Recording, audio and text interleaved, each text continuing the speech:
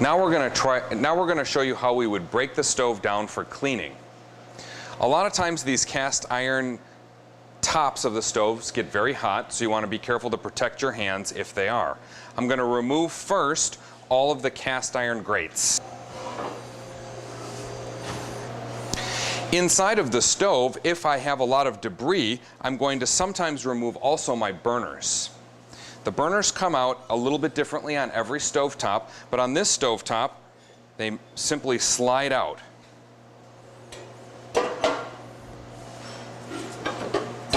And the top of the burner comes apart from the gas jet itself.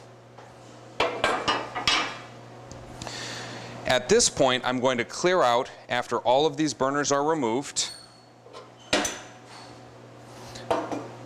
I'm going to clear out any of the debris or grease that may have developed over the last couple weeks inside of here. Scrape it all down into the catchment tray that's lined with foil.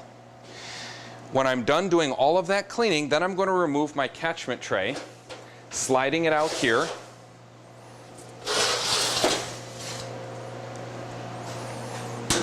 I'm going to remove the foil and discard it, keeping all of the debris inside.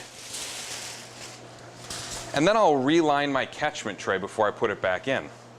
The best way to do this, I found, is to lay down my foil, being sure not to let it overlap the sides, because when I slide this tray back in, the foil may rip. So I want to be real careful about keeping it inside of the tray, and I'm going to smooth it out with a wet cloth.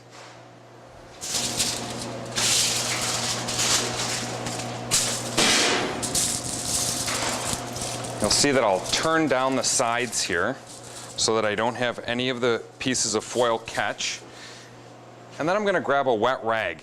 And if I slowly move this rag across the wet cloth, it'll help keep all of the bits down. If I splash a little bit of the water underneath the foil before I begin this process, it helps the foil adhere even a little bit better. Now I'm going to slide my catchment tray back in, being very careful to catch it in the guides that I have underneath the stove here. I'm going to slide it under each of the guide rails, and I'll slide it back in. When I'm putting it back together, I just reverse the process. When we're putting the machine back together, we have to make sure we follow a certain proscribed order. The long burners go in first, and I want to make sure that the first thing I do is slot this into the gas jet, and then I want to find the slot that this one fits into.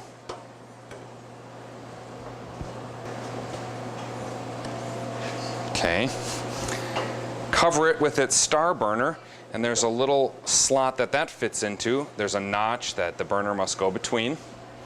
And then I can put in the small front burner. The same thing in the back. I have to find the gas jet, slot it in there, and this one rests in a slot here and then on top of the second burner. When I reassemble all of the cast iron pieces, there's a marker that says front and back. And I'm going to put the front, obviously, in the front of the stove, lay it down on the edge, put all of the grates back in, making sure that it doesn't overhang either side of the stove. Everything's set into place proper. Our burners should line up with our pilot lights, and our burners should line up with the cast iron tops. This is how we take apart and reassemble our stove tops.